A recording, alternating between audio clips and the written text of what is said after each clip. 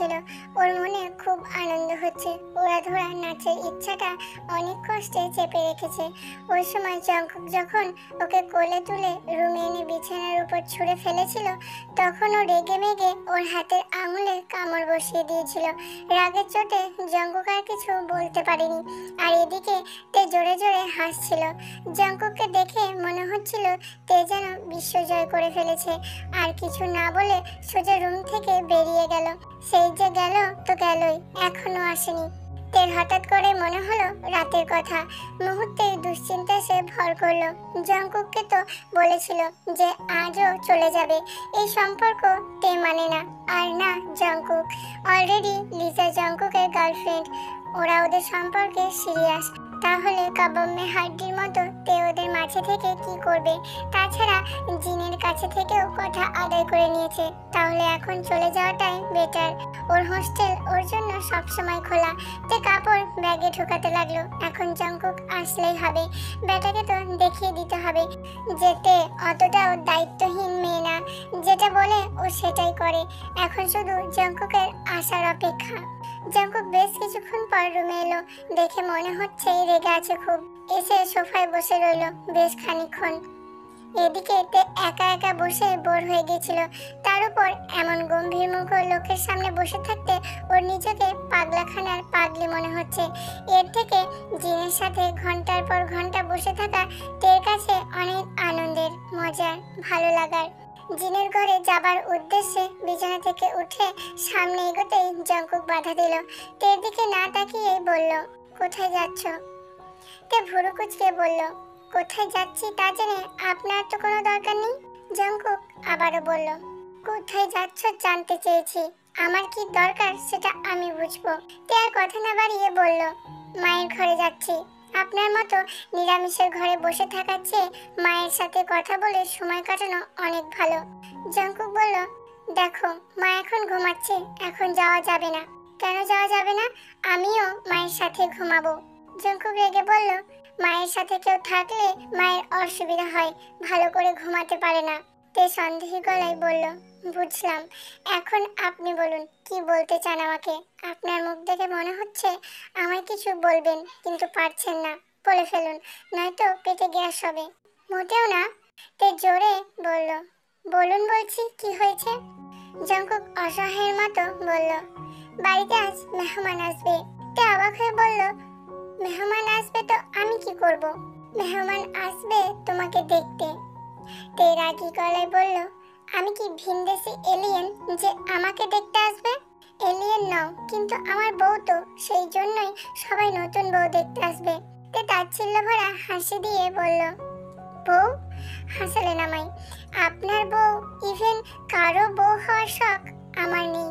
জোর করে বিয়েটা দেওয়াতে শুধু বিয়েটা করেছি, নইলে গার্লফ্রেন্ডওয়ালা লোকের সাথে মরে গেলেও বিয়ে করতাম না।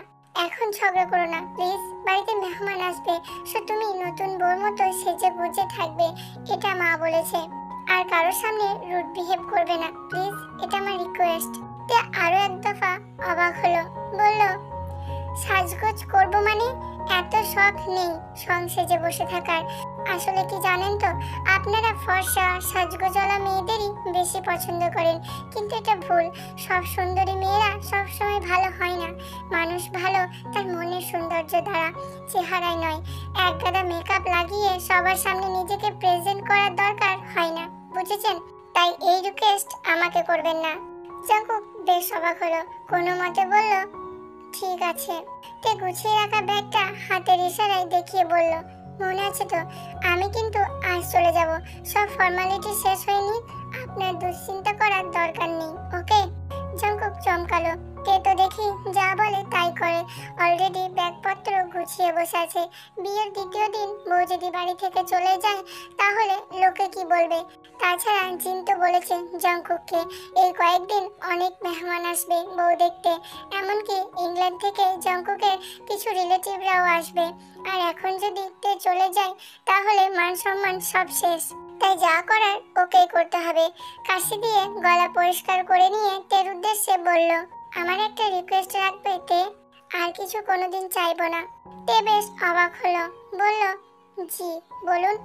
তুমি যদি আজই চলে যাও তাহলে সবাই কি ভাববে বলো তো? খারাপ দেখাবে। নতুন বউ এভাবে বাসা ছেড়ে চলে যাবে, কেমন না? তুমি প্লিজ আর কিছুদিন পর যাও। তে কিছুক্ষণ ভাবলো, তারপর বলল, ঠিক আছে, রিকোয়েস্ট একসেপ্টেড, কিন্তু মেহমানদের সামনে আমাকে সং সাজতে বলবেন না। আমার এসব সাজগোজ পছন্দ নয়। ওকে। তে তীক্ষ্ণ দৃষ্টি মেলে বলল, কিন্তু এমনি এমনি তো আর আপনার সব কথা রাখা যায় না। কিছু পেতে গেলে কিছু তো দিতেই হয়। এখন আপনাকেও দিতে হবে। জঙ্কুক সন্দেহী চোখে বলল, কি চাই? তে গম্ভীর মুখে বলল, আমি লোভী না যে টাকা চাইবো, তাই এভাবে বলার কিছুই নেই। আপনি আমাকে একটা গান গেয়ে শোনান। জঙ্কুক হতভম্ব হয়ে বলল, আর ইউ ম্যাড? তে আমি কখনোই গান গাইনি, পারি না গান গাইতে। তা বললে তো হবে না মিস্টার জঙ্কুক। আপনি নিজের স্বার্থ সিদ্ধি করে নেবেন আর আমি কিছু করব না, তা তো হতে পারে না, তাই না? জঙ্কুক রেগে গিয়ে বলল, পারবো না। তে ব্যাগটা হাতে নিয়ে বলল, দ্যাটস ওকে, আমি আজই চলে যাব। Got it. আপনার কথা রাখতে পারছি না, সরি।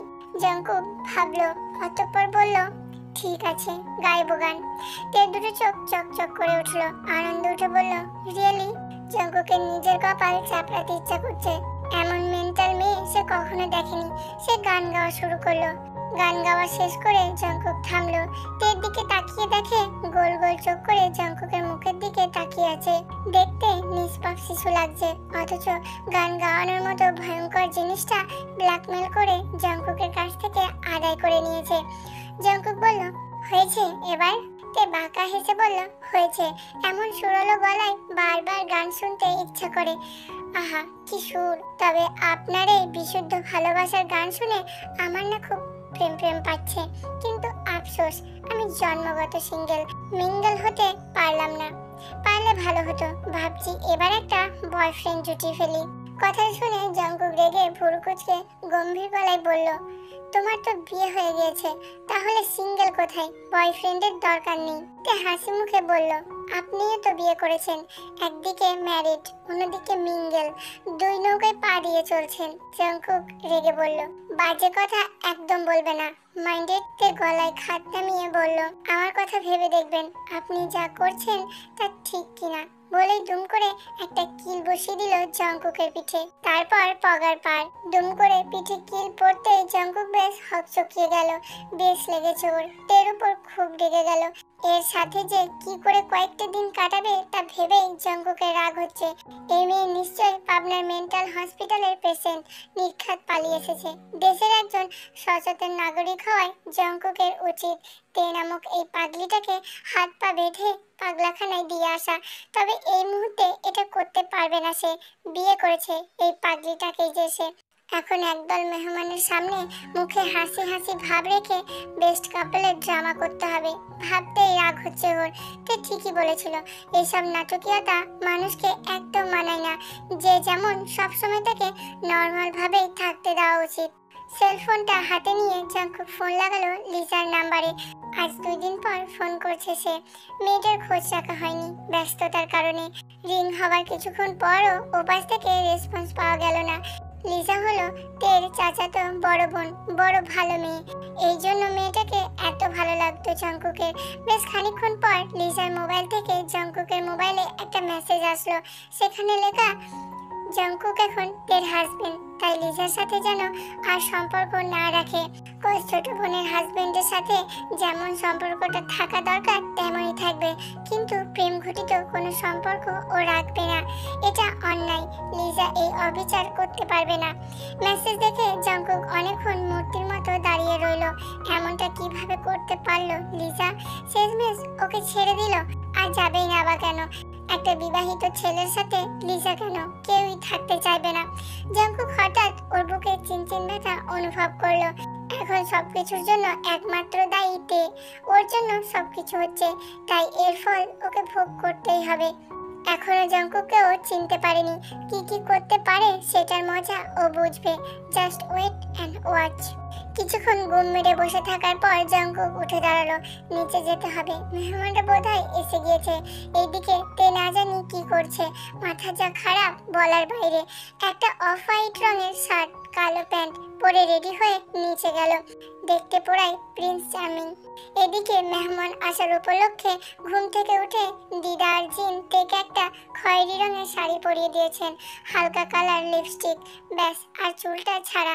তে সাজতে চাইছিল না, কিন্তু শাশুড়ি আর দিদার জোড়াজোড়িতে বাধ্য হয়ে পড়ে নিল। জিনের আবার এক কথা, আন্টি ডাকলে হবে না, আম্মু ডাকতে হবে। এদিকে আবার তেদের বাসার লোকজনেরাও আসবে। জঙ্কুকের বোন জিমিন তেকে নিয়ে অলরেডি শখানেক সেলফি তুলে ফেলেছে।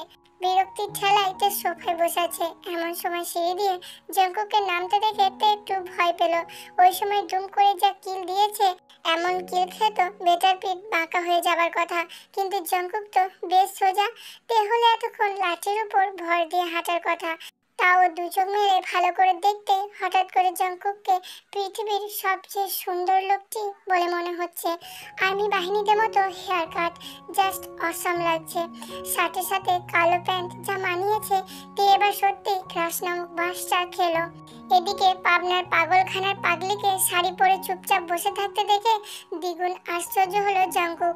যে মেয়ে অলওয়েজ লাফালাফি ঝাপাঝাপি মারামারি করে, তার এই দৃশ্যটা চোখে গেঁথে গিয়েছে। 2 দিনেই এই মেয়ে যা করার করে ফেলেছে। এখন এত চুপচাপ দেখে জঙ্কুকের বেশ শান্তি লাগছে।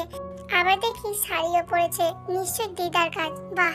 তের দিকে তাকিয়ে একটা শয়তানি হাসি দিল। তে তা দেখে রেগে আগুন, ওর গা জ্বলছে।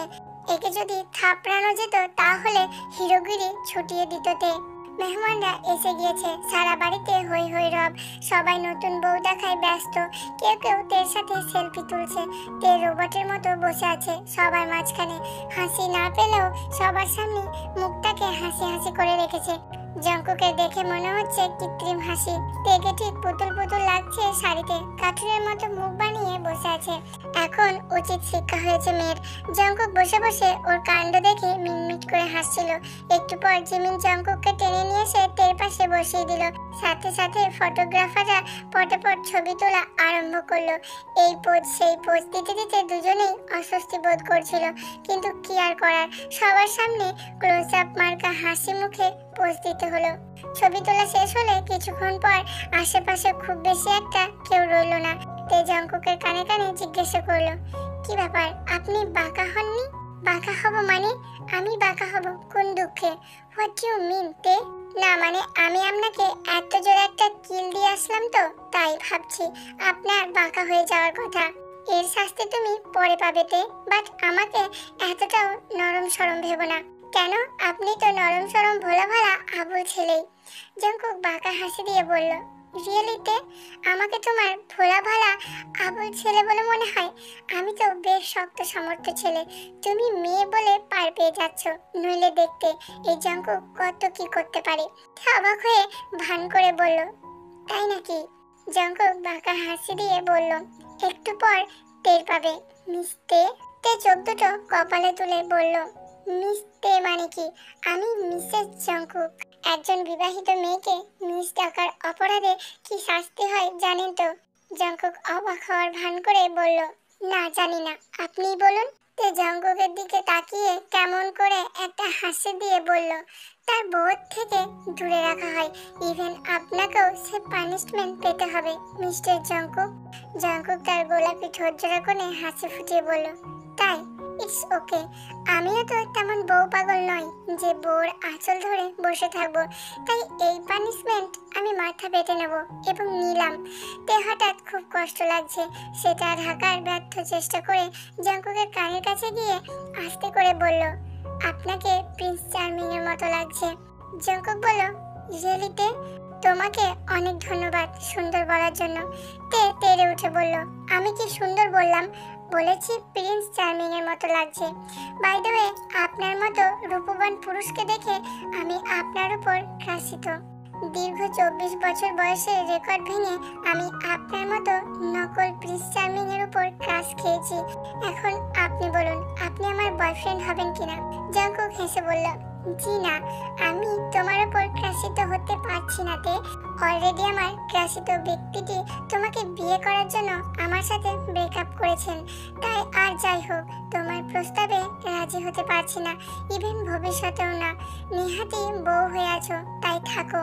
তে খুব একটা অবাক হলো না। ও জানতো লিজা যতই ওকে না দেখতে পারুক একজনের সংসার কখনোই ভাঙবে না, কিন্তু এখানে তের তো সংসারই নেই। তাহলে তার ছেলের হাসি হেসে আবারও তে জঙ্কুকের কানে ফিসফিস করে বলল, বলা তো যায় না, একদিন হয়তো পড়তেও পারেন, হয়তো তখন পাগল হয়ে খুঁজলেও নাও পেতে পারেন।